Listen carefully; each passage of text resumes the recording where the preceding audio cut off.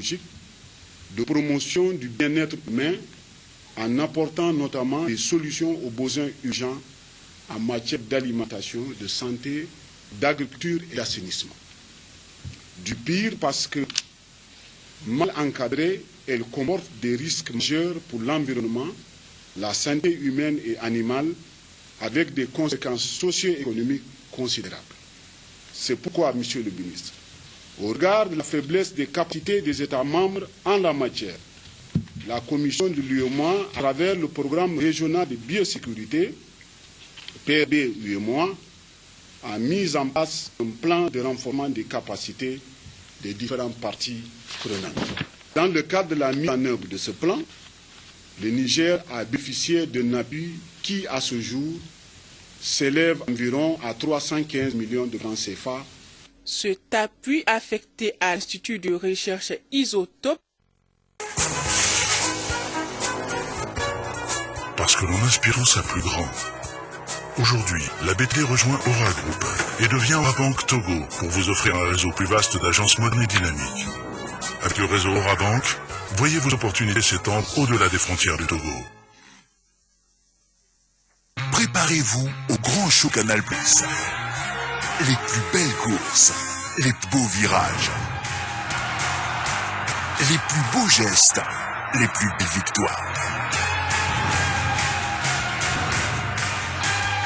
Et bien sûr, tous les plus beaux héros se retrouvent sur Canal+.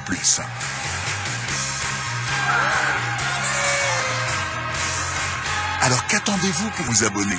Le plus grand spectacle se vit sur cette chaîne Canal+, à seulement 10 000 francs par mois. C'est le deal.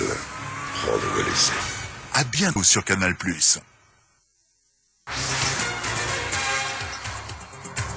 Dernier trimestre de l'année scolaire au Togo, l'occasion pour les élèves de redoubler d'ardeur et de se préparer pour cette dernière étape. Dans cette édition, quelques conseils pratiques pour les candidats aux divers examens. Le Nigeria tient son souffle. Les jours des filles enlevées par Boko Haram sont comptés. L'Europe se mobilise, les États-Unis aussi. Ils veulent apporter leur concours à l'État nigérian pour essayer de délivrer ses otages. Élection générale ce mercredi en Afrique du Sud. 25 millions d'électeurs devraient élire 400 députés. L'ANC, par de Nelson Mandela, est le grand favori de ce scrutin. Mesdames, Messieurs, bonsoir, bienvenue pour cette édition. Tout d'abord, ce communiqué du gouvernement. Le 15 avril 2014, il a plu au divin créateur, dans son immense bonté, de rappeler auprès de lui son fidèle et dévoué serviteur, Monseigneur Robert Casimir Dossé Agnon, premier archevêque togolais et archevêque émérite de l'archidiocèse de Lomé.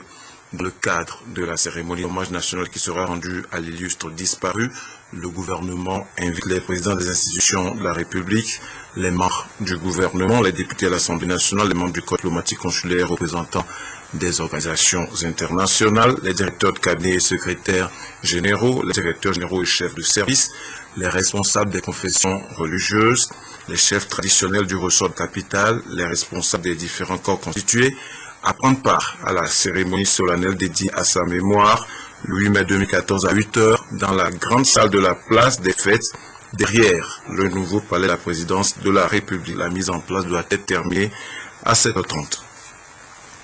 Et nous vous proposons justement l'extrait d'une intervention de Monseigneur Dossé Agnon en 2012 au cours de l'émission Plateau de la semaine. Il parle de la force d'une vocation sacerdotale et des débuts de l'Église catholique au Togo avec la SVD, la Société du Verbe Divin. Extrait. La force, c'est toujours le Seigneur qui nous appelle. Et puis quand vous êtes sûr de la vocation, on n'a peur de rien ni de personne.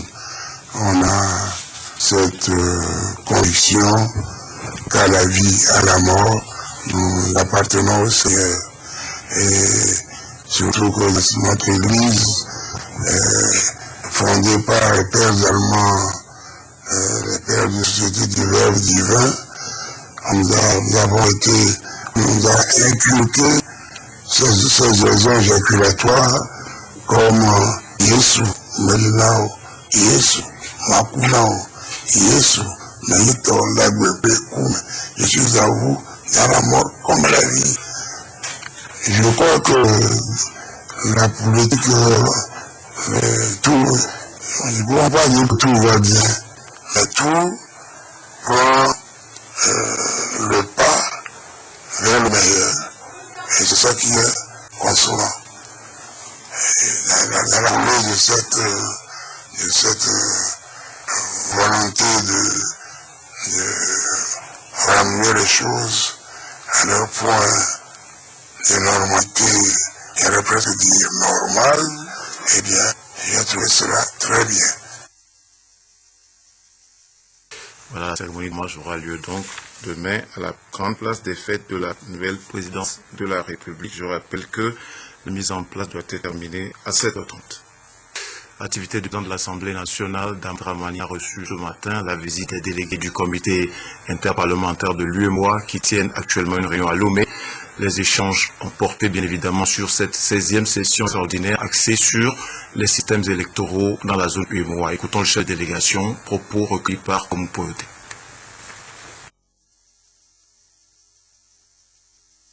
Je voudrais, au nom du comité parlementaire, remercier le président Dama Dramani de l'Assemblée nationale du Togo pour les commodités que l'Assemblée nous a toujours accordées lorsque nous avons des travaux ici à Lomé, sous forme de session ordinaire ou extraordinaire. Donc c'est dans ce cadre que nous sommes ici, c'est la 16e session extraordinaire qui se tient aujourd'hui à Lomé du 4 au 11 mai. Donc lorsque nous avons ces sessions, nous avons l'habitude de faire des visites de courtoisie aux autorités du pays. Et c'est dans ce cadre que nous avons eu cette audience du président Dama Dramani qui nous a reçus, avec qui nous avons échangé, nous avons beaucoup échangé sur des questions d'ailleurs relatives au thème, c'est-à-dire les systèmes électoraux dans l'espace UEMOA. Donc ce que nous avons retenu de cette rencontre, c'est que le président de l'Assemblée nationale du Togo reste déterminé, reste engagé dans le sens de l'intégration sous-régionale. D'ailleurs, c'est quelqu'un de la maison, c'est l'ancien président du CIP UEMOA qui était au combat.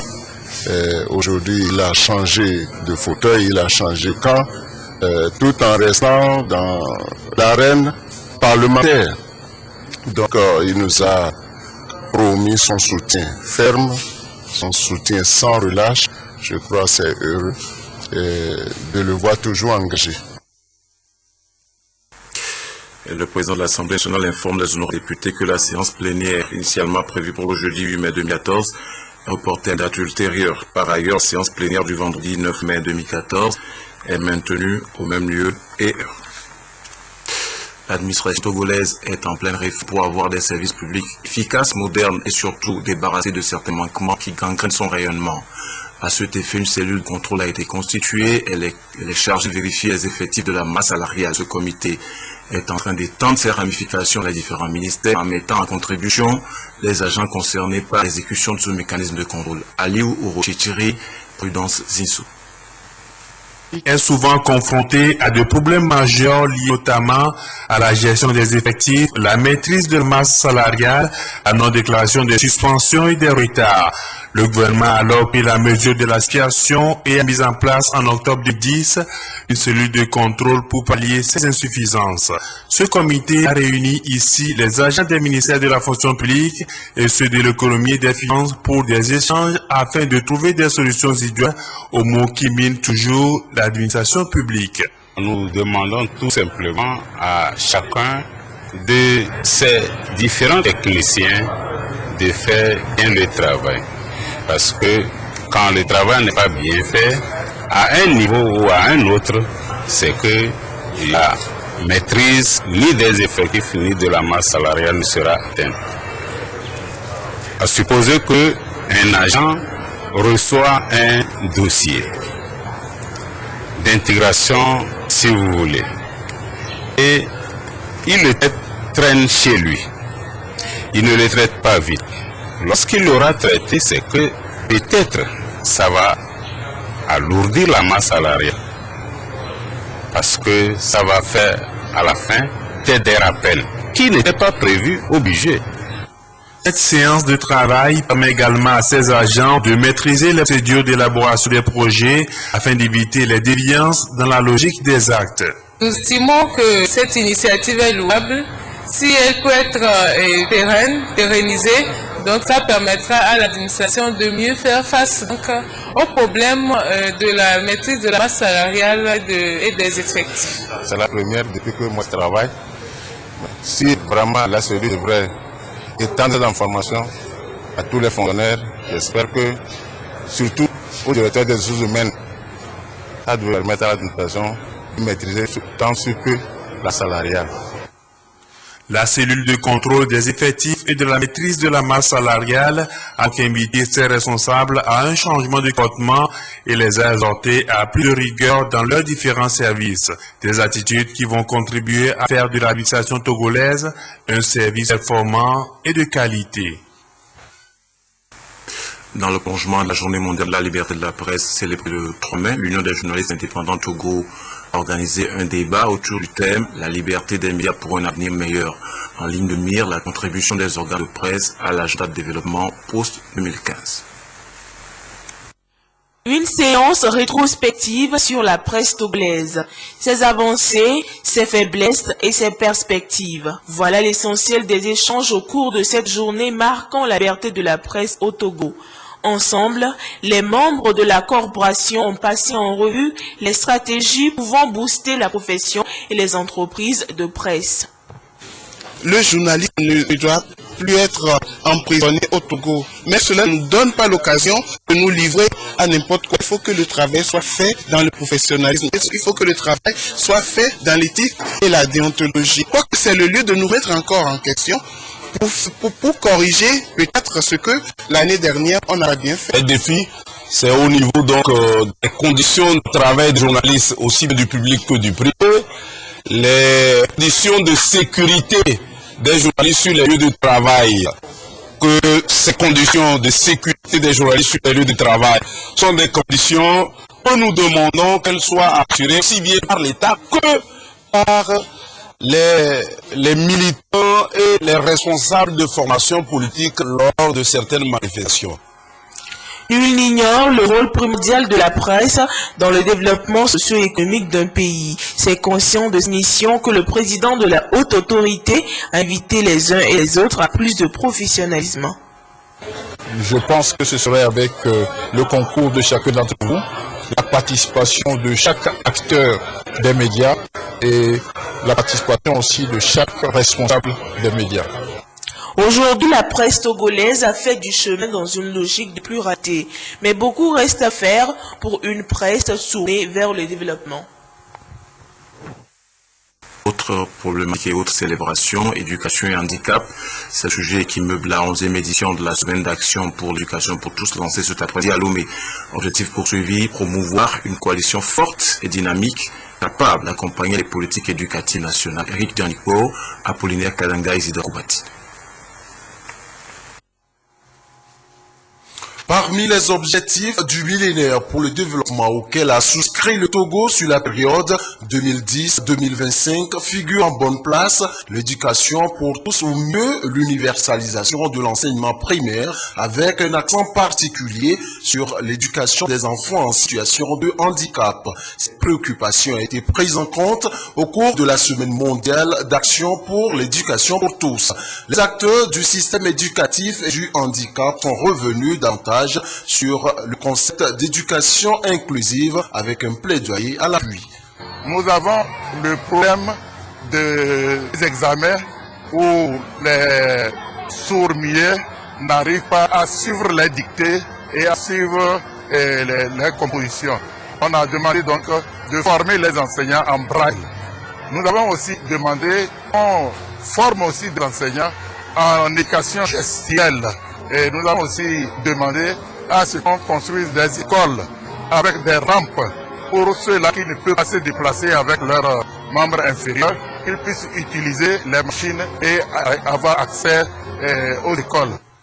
Pour la coalition nationale togolaise pour l'éducation pour tous, le gouvernement a fait assez d'efforts, mais beaucoup de défis restent encore à relever dans le domaine. En clair, la coalition demande la mise en œuvre d'une politique en faveur de l'éducation inclusive.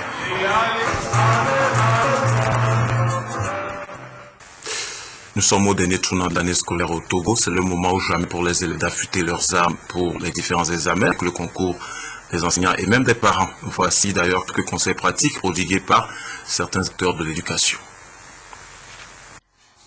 C'est à grand pas que s'annoncent les examens de fin d'année au Togo. Incontestablement, la reçue se prépare dès les premiers jours de la rentrée scolaire. À quelques jours du début des épreuves du baccalauréat, première partie, bac 1, comment faut-il se comporter pour mieux aborder les épreuves de fin d'année? Les enseignants, les parents leur ont toujours dit que l'examen se prépare dès le premier jour de la rentrée. Donc les élèves qui ont mis ce conseil en pratique sont normalement aujourd'hui prêts pour affronter l'examen dans la sérénité et avec beaucoup de quiétude. Maintenant, s'il y en a qui s'adonnent à des pratiques peu recommandables pour leur situation, je crois qu'il faudrait qu'ils comprennent certaines choses. Un élève qui est régulier d'abord à l'école, qui écoute le maître, qui apprend régulièrement ses leçons, n'est pas du tout inquiet.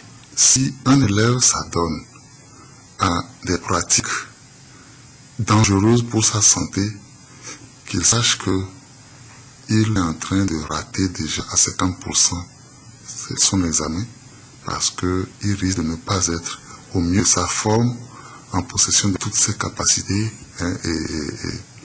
physiques et intellectuelles pour pouvoir travailler le jour de l'examen. Tous les élèves n'ont pas pu travailler régulièrement au cours de l'année et que certains ont pu faire ce qu'on appelle du cumul. C'est vrai également que pour se rattraper, ils peuvent faire des veillées, des nuits blanches pour essayer de se rattraper. Mais là encore, c'est une question de méthode. Il faut qu'ils se tranquillisent et qu'ils fassent révision en commençant par la fin des leçons.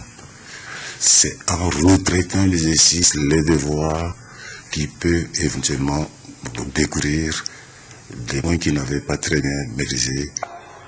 Les candidats aux différents examens doivent faire preuve de maîtrise de soi pour véritablement donner le meilleur d'eux-mêmes. Le respect, surtout de la police des examens, constitue la règle d'or pour être dans le bain des évaluations de fin d'année.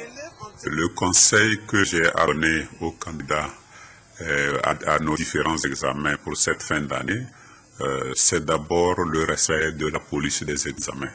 Qu'est-ce que nous appelons police des examens? C'est l'ensemble des textes qui régissent la bonne marche d'un examen.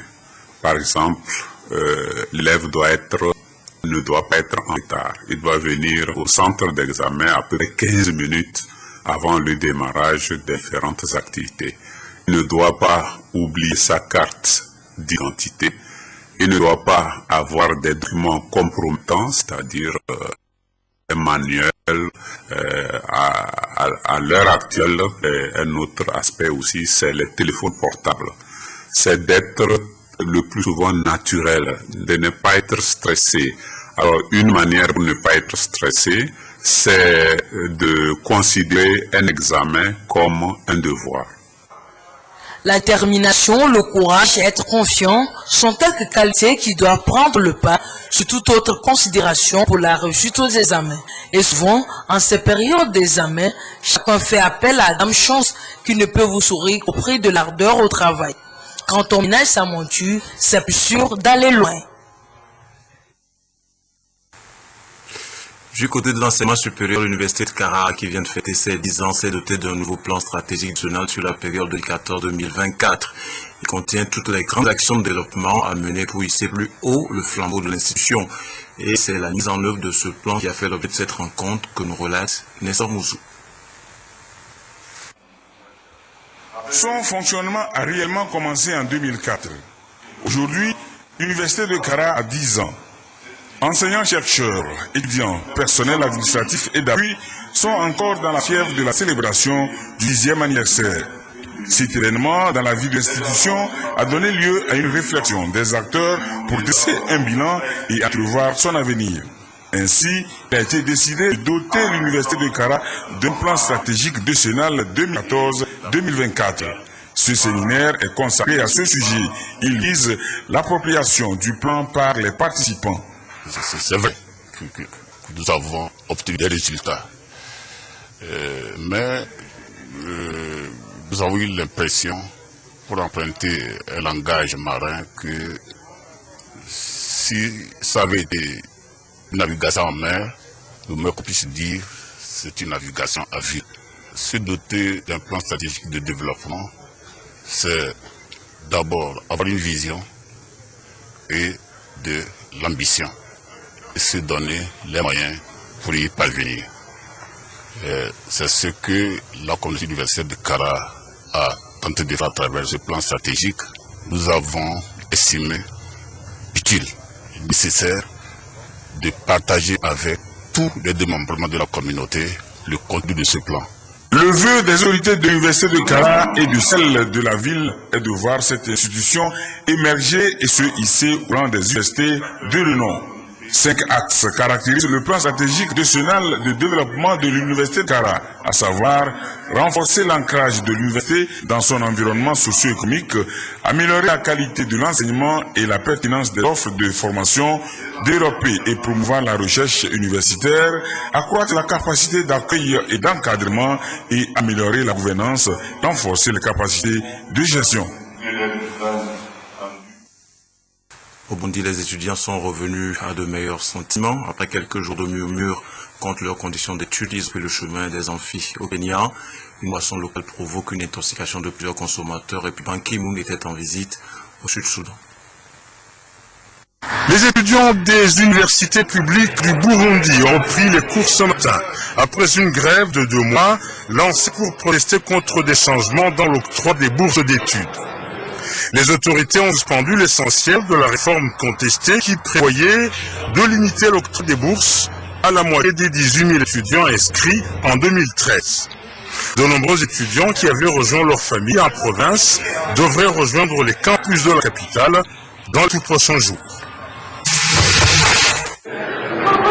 La consommation de l'alcool frelaté provoque un nouveau drame au Kenya. La police a déjà recensé 63 morts depuis lundi matin dans plusieurs cantons de l'est et du centre du pays. 70 personnes sont toujours hospitalisées. Les patients qui arrivent ici sont plongés dans le coma. Avec le département de la santé publique, nous allons prélever des échantillons sur les corps des victimes pour les examiner. L'enquête est en cours pour déterminer où et comment l'alcool a été préparé. La consommation d'alcool artisanal à base de maïs ou de sorgho est très répandue au Kenya. Certains producteurs peu scrupuleux y ajoutent d'éthanol ou d'autres produits toxiques pour donner plus de mordant au breuvage. Visite fructueuse pour le secrétaire général des Nations Unies au Soudan du Sud. Ban Ki-moon a obtenu mardi à Djouba l'engagement du président Salva Kiir à rencontrer en tête-à-tête son frère ennemi, Riek Machar. La rencontre entre les deux hommes devrait avoir lieu vendredi à Addis Ababa. Ban Ki-moon a visité la base onusienne de Djouba, où s'entassent près de 20 000 personnes qui ont fui les combats. Au total, environ 80 000 Sud-Soudanais terrifiés vivent dans des conditions épouvantables dans 8 bases de l'ONU. Des milliers sont déplacés, continuent aussi de camper près de l'aéroport de Bangui à cause des violences intercommunautaires. 100 jours après avoir porté Catherine Panza Samba à la tête de leur pays, les Africains se cherchent toujours. Ils courent toujours à la recherche de la paix. Depuis 100 jours, Catherine Samba Panza est la présidente de la transition de la République centrafricaine, portée à la tête d'un État à la dérive épecé par des bandes armées. Visitant les différentes communautés, plaidant la cause de la RCA auprès de la communauté internationale, elle tente, depuis plus de 3 mois, de sauver le pays. On était pratiquement sur le point d'être entièrement massacrés. Le fait qu'il y ait des survivants qui aujourd'hui parlent de Centrafrique avec des gens vivants, c'est déjà un élément en soi, un élément positif à mettre à son actif. Les gens s'interrogent pour dire mais juste alors la sécurité n'est pas établie, l'économie n'est pas levée, il y a un problème de communication puisqu'elle n'informe pas la population, ce qui fait que tout le monde l'accuse. Consciente des critiques, la présidente a annoncé devant le Conseil national de transition quelques modifications dans la gestion des affaires. Le gouvernement va réaménager pour être plus inclusif et plus représentatif. Il va comprendre des hommes et femmes capables de relever par des actions concrètes des grands défis de l'heure. Mais même remanié, le gouvernement centrafricain semble dans l'impasse. Sans argent pour régler les salaires ni force d'ordre pour ramener la sécurité, le pays dépend de la communauté internationale. Bangui compte plus de 160 000 déplacés qui refusent de tourner dans des quartiers souvent dévastés où règne l'insécurité. En province, les bandes armées, rebelles de l'ex-Séléka, miliciens anti-Balaka sèment la terreur, multipliant les actions et affrontant les forces africaines ou françaises, comme ici, dans le nord-ouest du pays, où l'engagement a duré plus de 3 heures.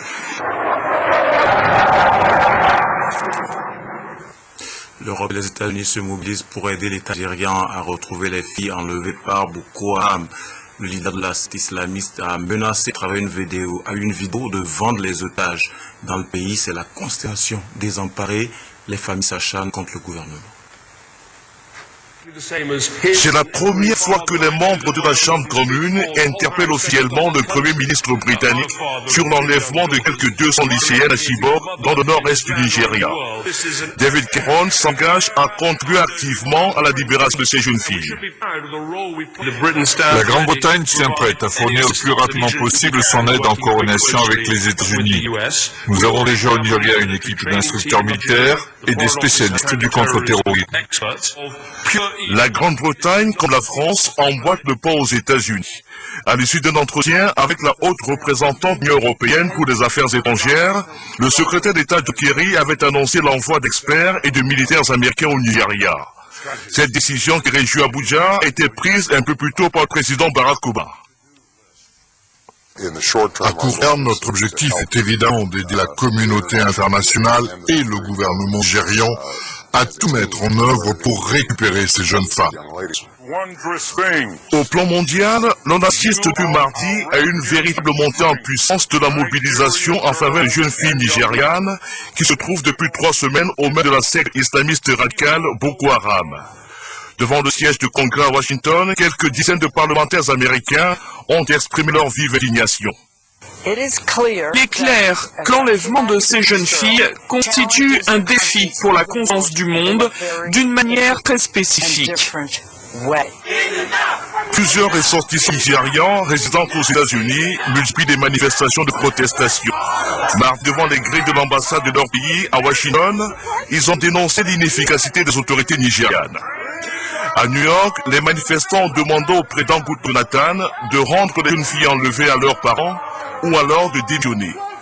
Ce mercredi, la police nigériane a promis la somme de $300 000 pour toute information conduisant aux otages. Élection générale ce mercredi en Afrique du Sud, 25 millions d'électeurs pour 400 députés. Ceux-ci devront alors tout élire le futur président de la République. ANC est le grand favori de ce scrutin malgré ses déboires. Au Togo, l'échiquier politique s'agrandit. Un nouveau parti vient de naître. Le PDC, le Parti social-démocrate du Togo. Souloum Daoui, Isidore Koubati. Le Parti social-démocrate du Togo, PSDT, un nouveau parti politique sur l'échiquier national. Il entend mettre l'accent sur le développement humain et par ricochet accroître l'économie togolaise. Son ambition est de faire du Togo un modèle social et démocratique. Ce faisant, le PSDT entend apporter sa pierre à l'édification d'un Togo nouveau. Notre vision, c'est de donner l'école gratuite aux enfants. L'école peut être gratuite, au moins minimum jusqu'en classe du 3e.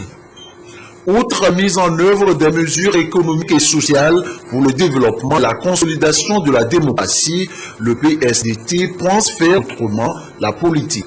La politique, c'est un vouloir. Il faut vouloir, il faut chercher pour le faire. La politique n'est pas un jeu de football où tu veux tout simplement aller sur le terrain et jouer. Non, c'est quelque chose qu'il faut apprendre. Le nombre des partis politiques s'agrandit ainsi au Togo. C'est inévitablement l'expression d'une liberté politique dans notre pays. Voilà, c'est la cérémonie de lancement du PSDT, le Parti social-démocrate du Togo. Économie, le secteur hôtelier ivoirien bénéficie du concours financier de la Banque africaine de développement. Cet après-midi, un accord de près de 6 milliards de francs CFA a été conclu entre la BOAD et la société chef Hôtel d'Abidjan du groupe Telium et Soram. Les 6 milliards de francs CFA constituent un financement partiel du projet de construction d'un hôtel 4 étoiles à Abidjan. Projet porté par le groupe Telium International au profit de sa filiale Chen Hotel Abidjan SA. Nous sommes admiratifs par rapport d'abord à l'expertise de la BOAD. Ceci facilite grandement le traitement de nos requêtes. Et c'est pour cela que nous avons pu, en moins d'un semestre, initier nos requêtes de financement sur le Bénin, la ville de Cotonou, et ensuite la ville d'Abidjan en Côte d'Ivoire. Nous sommes tout à fait satisfaits de l'assistance, de l'accompagnement de la BOAD vis-à-vis des projets hôteliers que nous initions dans la sous-région. Le déficit en hôtellerie en Côte d'Ivoire se fait déjà ressentir et les besoins dans ce domaine seront importants entre 2015 et 2025,